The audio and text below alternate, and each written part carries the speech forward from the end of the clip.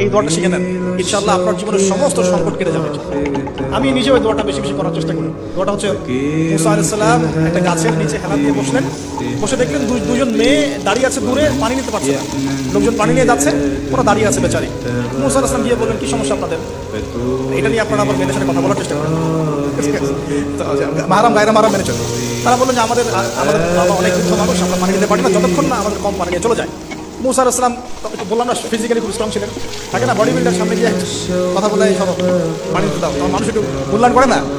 তো মুসা আলাইহিস সালাম এভাবে পানি নিয়ে দিলেন এবং বাচ্চাদেরকে পানি পান করালেন, করিয়ে গাছের নিচে এসে বসে আছে। বসে বসে তিনি দোয়া করছেন, এই যে দোয়াটা তিনি দোয়া করছেন, রব্বি, একটা নেক কাজ করলেন, নেক কাজ করলেন না, মানুষের উপকার করলেন, নেক কাজ করে এসে গাছের নিচে বসে দোয়া করছে, আল্লাহ এখানে তো আমার খাবার পানি বাসস্থান কিছুই নাই, আমি কি করবো? রব্বি ইন্নী লিমা আনজালতা ইলাইয়া মিন খায়রিন ফাকির, রব্বি ইন্নী লিমা আনজালতা ইলাইয়া মিন খায়রিন ফাকির।